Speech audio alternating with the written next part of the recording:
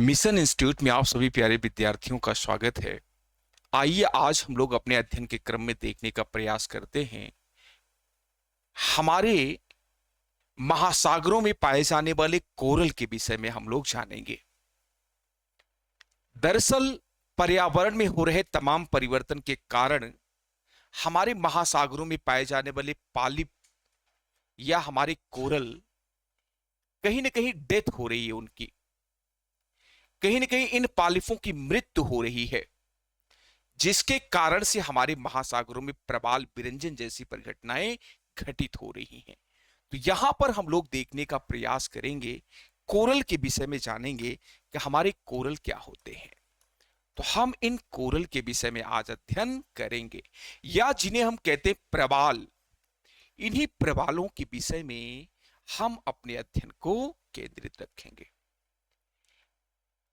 ये प्रवाल आखिर होते क्या हैं जो हमारे महासागरों में पाए जाते हैं, तथा हमारे महासागरों में बढ़ते हुए पर्यावरणीय प्रदूषण के संसूचक होते हैं, संकेतक होते हैं।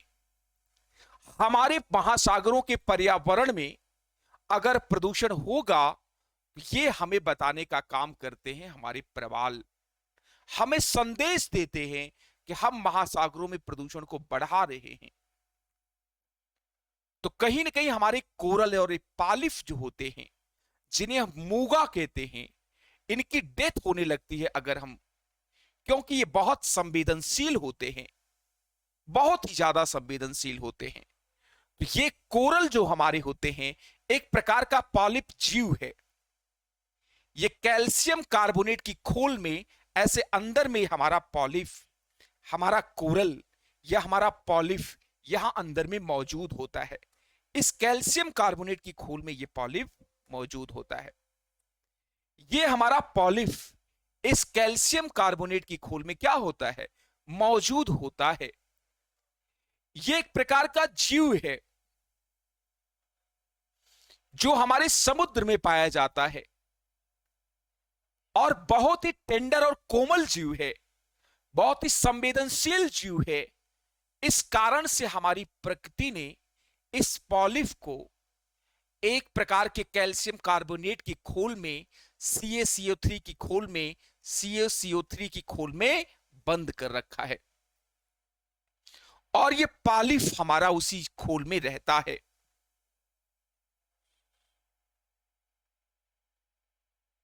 बेहद संवेदनशील जीव है।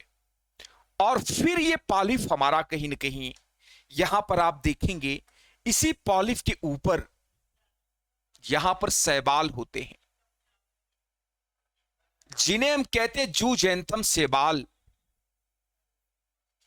ये जूजेंथम शैवाल इसी के ऊपर आकर के कैल्शियम कार्बोनेट जो पॉलिप जीव है, उसी के ऊपर आकर के अपना घर बना लेते हैं, अपना आवास बना लेते हैं, और पॉलिप से कहते हैं हम आपके साथ रहना चाहते हैं।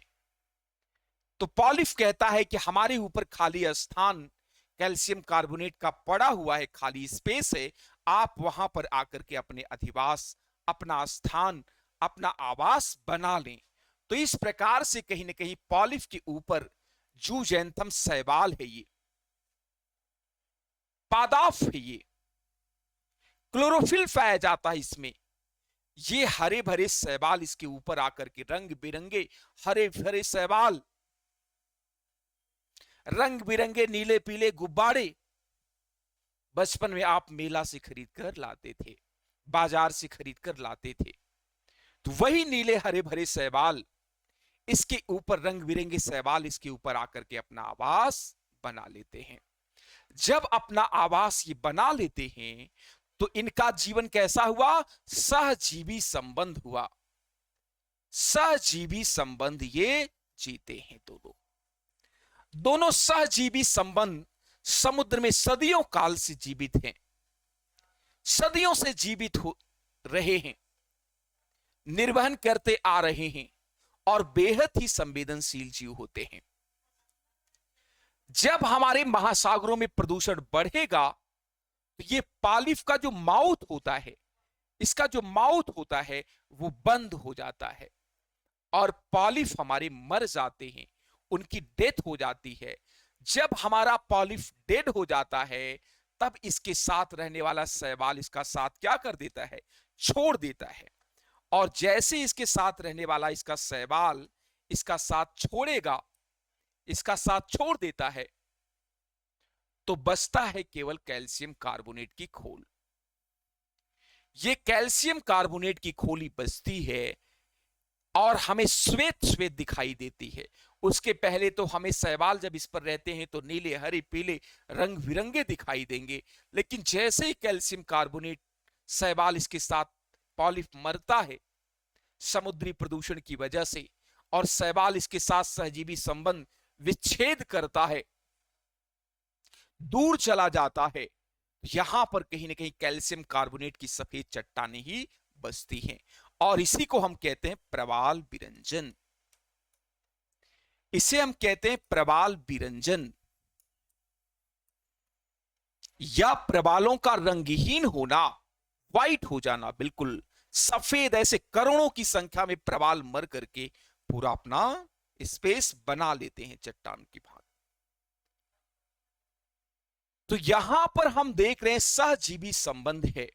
कैसा सहजीवी संबंध? प्रवाल ने इसे क्या दिया, पॉलिप ने इसे स्थान दिया कैल्शियम कार्बोनेट पर रहने के लिए शैवाल को, और शैवाल प्रवाल को क्या देता है, पॉलिप को भोजन देता है। पॉलिप जो होता है अपनी आवश्यकता का 60% भोजन शैवाल से प्राप्त करता है। शैवाल इसे कहता है कि आपको जितनी आवश्यकता होगी उसका 60% भोजन, उसके 60% खाना हम आपको क्या देंगे, सप्लाई करेंगे। एक सप्लाई चेन बना देता है, क्योंकि हमारा यहां पर कहीं ना कहीं जो शैवाल होता है, शैवाल में क्लोरोफिल पाया जाता है, हरित लवक पाया जाता है, और ये पादाप का कुल का पौधा है। और पादाप क्या उत्पादित करते हैं, खाना बनाने का काम करते हैं। तो यहां पर कहीं ना कहीं हम देखें तो शैवाल हमारा क्या बनाएगा, खाना बनाएगा, और 60% कहीं ना कहीं ये आपूर्ति करता है, और 40% खाना, अपनी आवश्यकता का 40% भोज्य पदार्थ खाना, ये जो हमारा प्रवाल है वो स्वतः प्राप्त करता है। समुद्र में विचरण करते हुए स्वतः प्राप्त करता रहता है। समुद्र में जो प्लैंकटन वगैरह होते हैं उन्हें खा करके, जीव प्लैंकटन को खा करके अपना 40% खाद्यान्न की आपूर्ति करता है।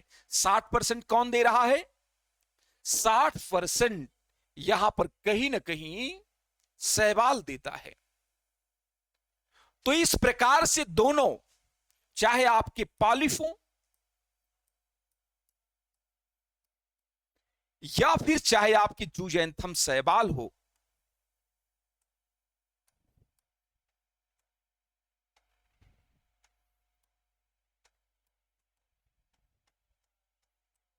दोनों कहीं ना कहीं यहां पर एक जीव है और दूसरा पादाप कुल का है। ये जीव हमारा जो है वो सिलिंगटेटा कुल में आता है, और फिर यहां पर कहीं ना कहीं दोनों सहजीवी संबंध, ये क्या करते हैं, पॉलिफ इसको स्थान देते हैं। दोनों धनात्मक रूप से एक दूसरे के साथ क्या होते हैं, लाभान्वित होते हैं। दोनों धनात्मक रूप से लाभान्वित होते हैं। इस कारण से यहां पर हम लोग देख रहे हैं ये सहजीवी संबंध इसे हम कहते हैं। इस बात को सभी विद्यार्थी को ध्यान में रखना है, ये यहां पर सहजीवी संबंध है, दोनों धनात्मक रूप से लाभान्वित हैं। लेकिन हम लोग, इनका जीवन चल रहा है, लेकिन हम लोग, ये बहुत संवेदनशील जीव होते हैं, बहुत सेंसिटिव जीव होते हैं। इन्हें अगर आप देखें तो इनकी मौजूदगी को अगर हम थोड़ा सा विश्लेषण करने का प्रयास करें तो हम सबके ध्यान में आता है कि इनकी मौजूदगी कहां कहां पर पाई जाती है। तो आइए इसको हम लोग देखते हैं। हमारे महासागरों में, हमारी पृथ्वी पर जो महासागर मौजूद है, हमारी पृथ्वी पर जितने भी महासागर मौजूद हैं, ये हमारे प्रवाल कहां कहां पर पाए जाते हैं। आइए हम लोग इसको देखने का प्रयास करते हैं। तो इस तरीके से कहीं ना कहीं हमारे प्रवाल, ये हमारी विषुवत रेखा है। विषुवत रेखा के इधर 25 अंश उत्तरी गोलार्ध और 25 अंश दक्षिणी गोलार्ध के मध्य पाए जाते हैं। 25 अंश उत्तरी गोलार्ध और 25 अंश दक्षिणी गोलार्ध के मध्य पाए जाते हैं। तथा जहां पर तापमान की अगर हम बात करें तो कहीं ना कहीं तापमान जो होना चाहिए प्रवालों के विकास के लिए वो 20 सेंटीग्रेड से लेकर के 25 सेंटीग्रेड तापमान होना चाहिए। और हमारा जो जल होना चाहिए, हमारा जो जल होना चाहिए, दूसरा तापमान, और हमारा जल ज्यादा लवणीय नहीं होना चाहिए। तीसरे बिंदु की अगर हम बात करें तो यहां पर कम लवणीय होना चाहिए।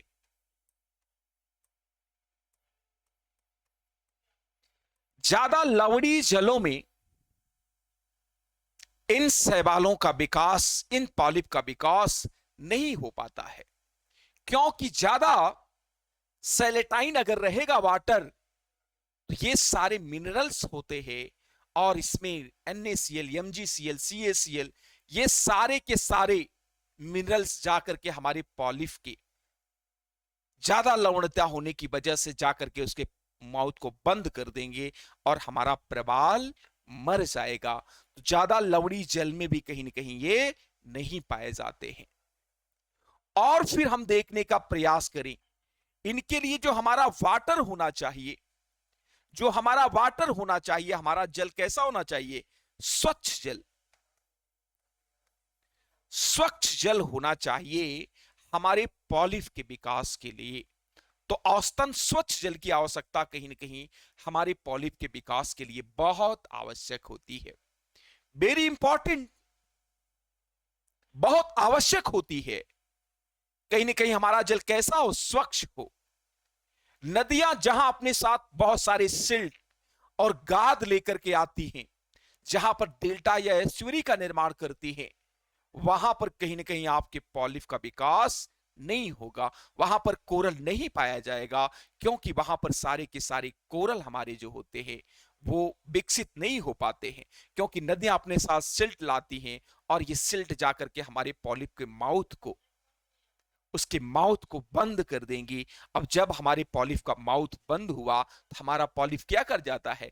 डेड कर जाता है, मृत्यु को प्राप्त कर लेता है। और शैवाल उसका सहजीवी संबंध, उसका दोस्त मरने के बाद उसका साथ छोड़ देता है और फिर बचती है कैल्शियम कार्बोनेट की खोल। तो यहां पर कहीं ना कहीं ये बातें ध्यान में रखनी है। और फिर हम लोग यहां पर देखें तो कहीं ना कहीं हम सबके ध्यान में आता है ये पॉलिप के विकास के लिए उपयुक्त दशाएं पाई जाती हैं। पॉलिप ऐसे स्थानों पर भी नहीं विकसित हो पाएंगे जहां हमारी वाटर की गति बहुत तीव्र है, वहां पर भी इनका विकास नहीं होता है। तो ये सारी बातें बिल्कुल ध्यान में रखना है। ये पॉलिप के विकास की दशाएं हैं। हमारे पॉलिप के विकास की दशाएं क्या हैं, इस विषय को सभी विद्यार्थी को ध्यान में रखना है। यहां कभी आपसे पूछा जा सकता है तापमान को लेकर के, पॉलिप के विकास के लिए उपयुक्त तापमान क्या होता है, तो आपको बताना पड़ेगा कि 20 से 25 सेंटीग्रेड। पॉलिप का विकास किस अक्षांश से किस अक्षांश तक होता है, तो आपको बताना पड़ेगा। पॉलिप का विकास कहीं ना कहीं आप देखेंगे तो कम लवणता वाले जल में पाया जाता है, जिसकी लवणता कहीं ना कहीं आप देखें तो 30 से लेकर के कितना होनी चाहिए। यह हमारे पॉलिप के विकास की उपयुक्त लवणता इतनी है। इससे ज्यादा अगर लवणता होगी तो हमारे पॉलिप का विकास नहीं हो पाएगा। और फिर हमारा जल कैसा होना चाहिए? स्वच्छ जल होना चाहिए, तभी हमारे पॉलिप वहां पर ग्रो कर पाएंगे।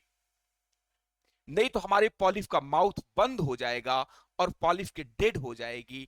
और इस तरीके से कहीं ना कहीं ये बातें ध्यान में रखना है। तो यहां पर हम लोग देख रहे थे पॉलिप के विकास की उपयुक्त दशाओं के विषय में हम लोग बात कर रहे थे। कौन कौन सी उपयोगी दशाएं हैं हमारे पॉलिप के विकास के लिए। अगली बात हम यहां पर करना चाहेंगे कि हमारे कोरल के विकास के लिए, हमारे कोरल के डेवलपमेंट के लिए, हमारे कोरल के प्रकार कौन कौन से होते हैं, कितने प्रकार के कोरल रीफ होते हैं, टाइप ऑफ कोरल को हम लोग यहां पर देखेंगे।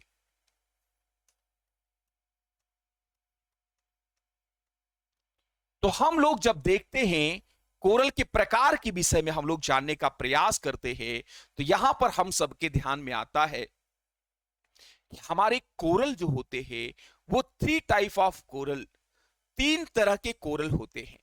पहला जो प्रकार होता है हमारी कोरल का, पहला प्रकार, फर्स्ट टाइप ऑफ कोरल, जो पहला प्रकार होता है वो तटीय प्रवाल होते हैं। तटीय प्रवाल होते हैं, इन्हें हम कहते हैं तटीय प्रवाल। जैसे हमारे समुद्रों के तटों पर जब प्रवाल विकसित होता है, यह हमारा समुद्र है, और यहां पर कहीं ना कहीं जब प्रवाल विकसित होता है तो इसे हम कहते हैं तटीय प्रवाल भित्ति। इस प्रकार से यह हमारा है तटीय प्रवाल भित्ति। जब हमारे तटों पर प्रवालों का विकास होता है तो उसे हम कहते हैं तटीय प्रवाल भित्ति। इस प्रकार से कहीं ना कहीं ध्यान में रखना है।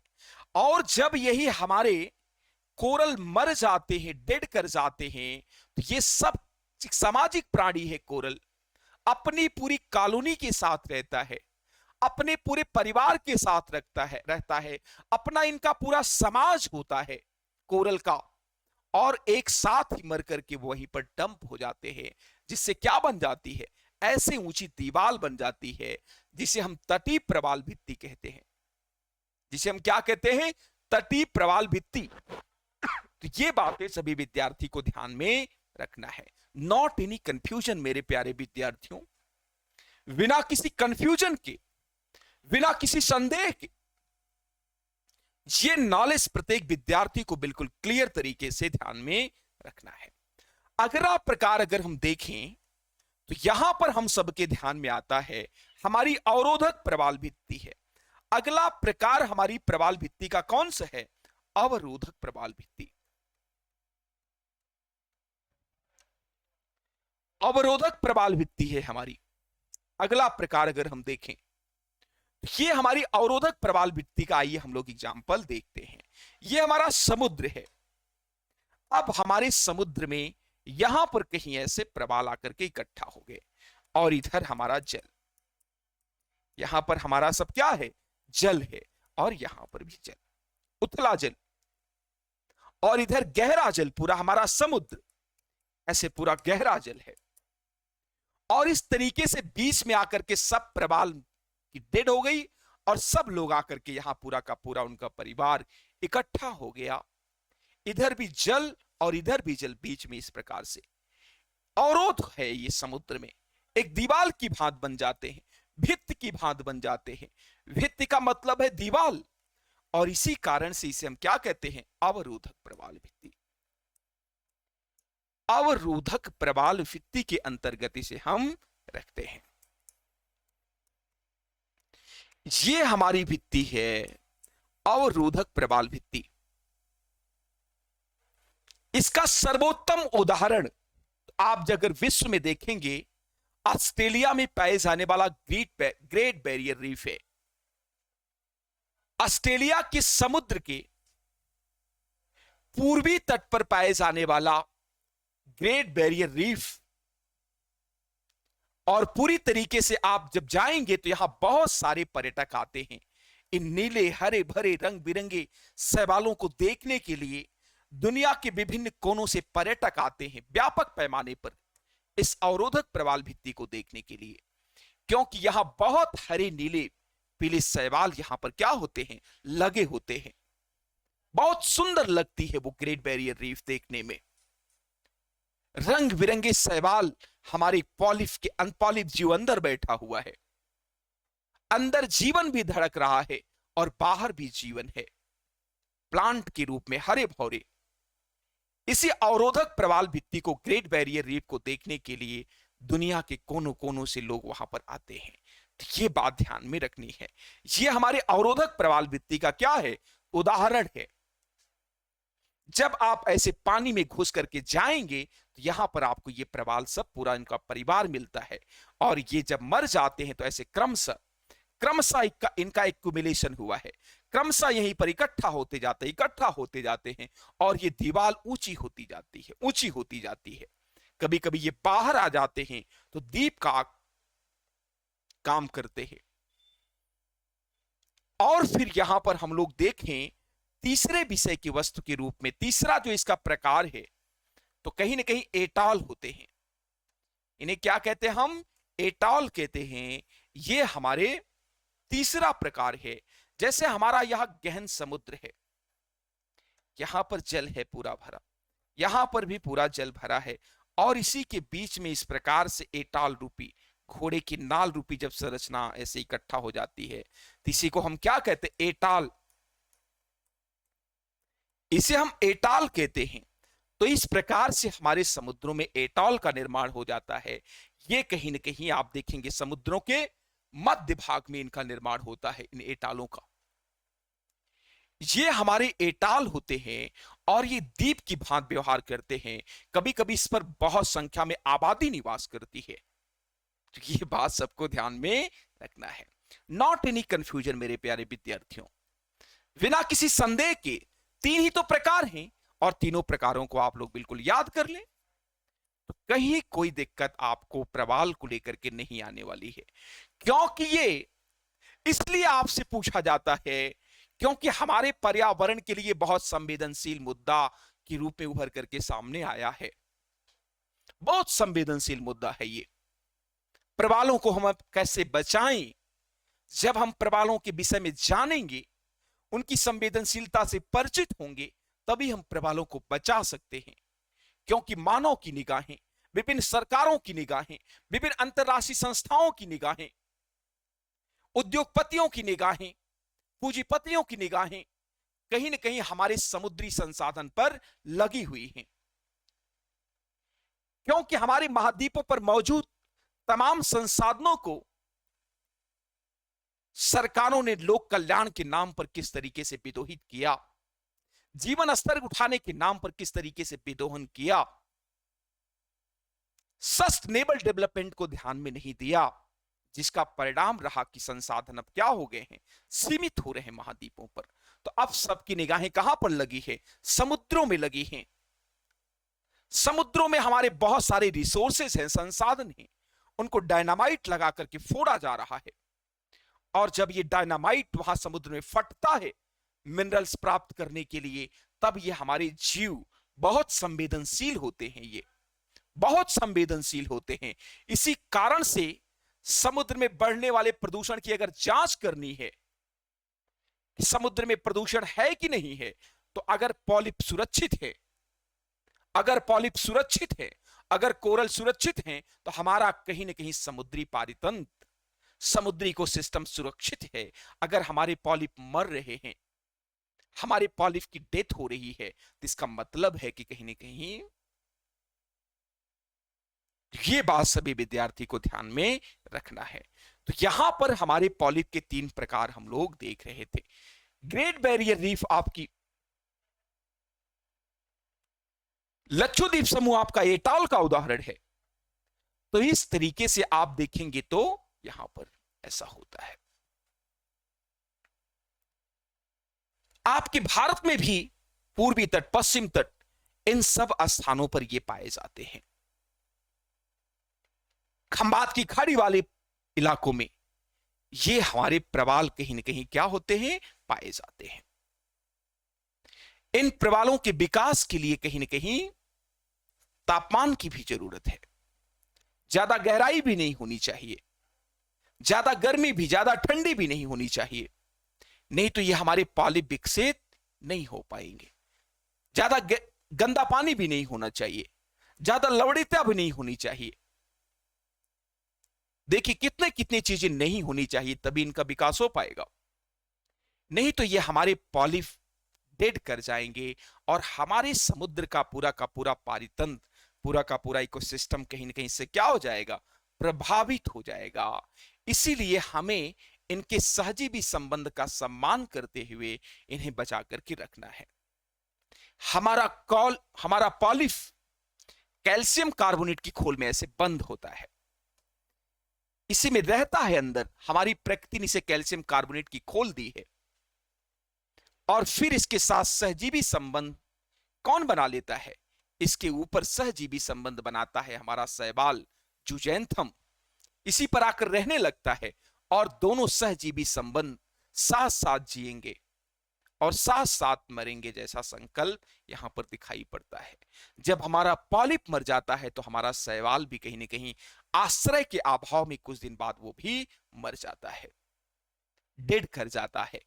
तो हमें अपने समुद्री पारितंत्र का बचाना ही नहीं है, उसका सम्मान भी करना है। ये कहीं ना कहीं हमारे जीवन से जुड़े हुए मामले हैं। तो यहां पर हमारे समुद्र में आज तो समुद्री इकोनॉमी की तरफ पूरी दुनिया जा रही है, सी फूड का कॉन्सेप्ट है।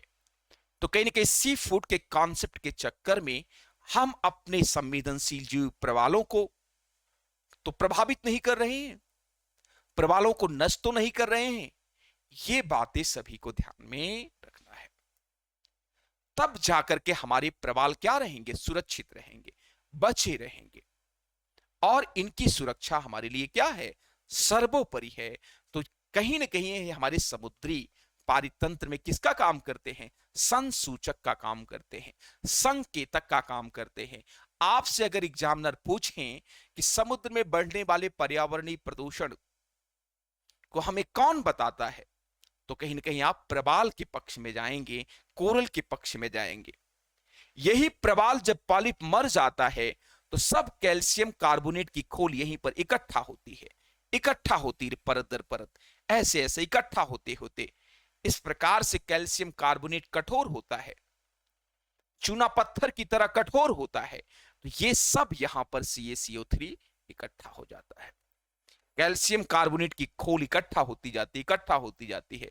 इसी से प्रवाल एक दीवाल रूपी संरचना बन जाती है, एक पूरा दीवाल बन जाता है, और इसी को हम लोग क्या कहते हैं?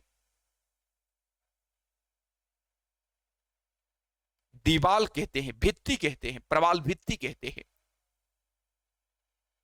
क्योंकि ये कैसे प्राणी हैं? प्रवाल हमारे सामाजिक, जैसे आप सभी लोग सामाजिक प्राणी हैं, हमारी मधुमक्खियां सामाजिक प्राणी हैं, और आप सभी भी सामाजिक प्राणी हैं, समाज के साथ अपने जीवन को जी रहे हैं, समाज व्यवस्था है उसके साथ अपने जीवन को जी रहे हैं।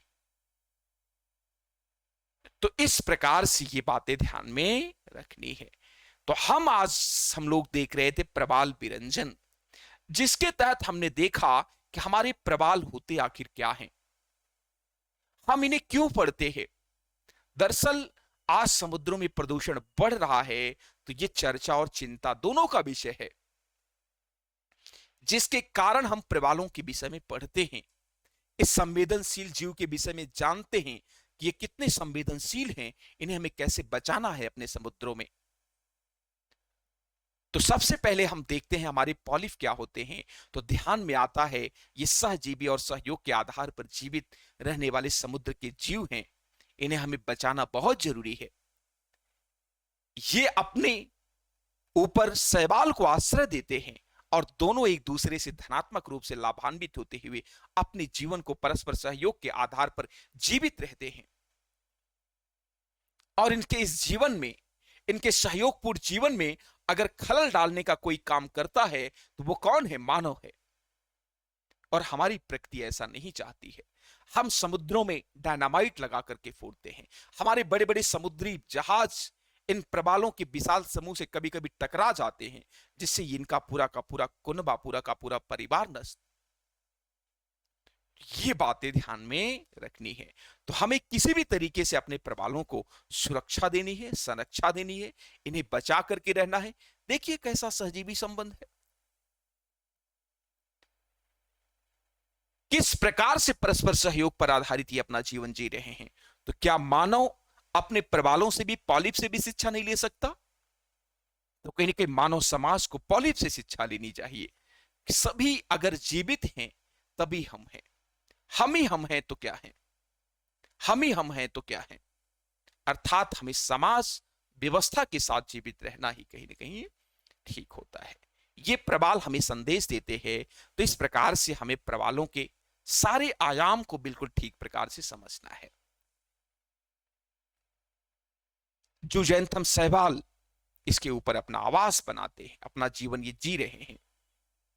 ज्यादा लवणता भी नहीं होनी चाहिए, ज्यादा गंदेला जल भी नहीं होना, क्योंकि पॉलिप का माउथ बहुत छोटा होता है, बंद हो सकता है। ज्यादा तापमान भी नहीं होनी चाहिए, ज्यादा गहराई भी नहीं होनी चाहिए, नहीं तो हमारा शैवाल जुजैंथम कैसे खाना बनाएगा, तो कैसे खाने की आपूर्ति की जो जिम्मेदारी लिया है पॉलिप की, कैसे कर पाएगा, क्योंकि उसमें उसके पास क्लोरोफिल है, उसके पास भोज उत्पादन की क्या है, क्षमता है, और अपना 60% पॉलिप आवश्यकता पूरी करता है, शैवाल देता है, और शैवाल को उसने अपने आवास दे रखे हैं उसके एवज में। और फिर हमारा शैवाल फिर 40% हमारा पॉलिप खुद खाना बनाता है। दोनों अपना जीवन जी रहे हैं। कहीं ना कहीं ये बातें ध्यान में रखनी है। ज्यादा तीव्र प्रवाहमान जल भी नहीं होना चाहिए। तो ये कहीं छुई मुई के तरह व्यवहार करते, जैसे छुई मुई का फूल होता है, छूते ही मुरझा जाए, वैसे बहुत संवेदनशील है ये। तो इन्हें बचाने की जिम्मेदारी हमारी है। कम से कम बचा नहीं सकते तो उन्हें नष्ट करने की जिम्मेदारी तो हमारी बिल्कुल ही नहीं है। कोई राइट नहीं बनता कि हम इन्हें नष्ट करें, इनके जीवन को छिन्न भिन्न करें और अपने समुद्री इकोसिस्टम को नष्ट करें। और फिर हमारा यहां पर आता है हमारी कोरल के जो प्रकार होते हैं। कितने प्रकार के हमारे कोरल होते हैं, तो हमारे कोरल 3 प्रकार के होते हैं, जिन्हें हम पहले प्रकार के तौर पर देखते तटीय अवरोधक और एटॉल, जो हमारे तटों पर होते हैं यहां पर। फिर हमारे ऐसे बीच में ग्रेट बैरियर रीफ, अवरोधक प्रवाल भित्ति। फिर हमारे एटॉल होते हैं जो समुद्र में ऐसे द्वीप के रूप में घोड़े की नाल के समान बाहर आ जाते हैं। तो इस विषय को ध्यान में रखना है, इसके समस्त पक्षों को ध्यान में रखना है। कभी भी आपसे इससे प्रश्न पूछे जा सकते हैं। जय हिंद, जय भारत।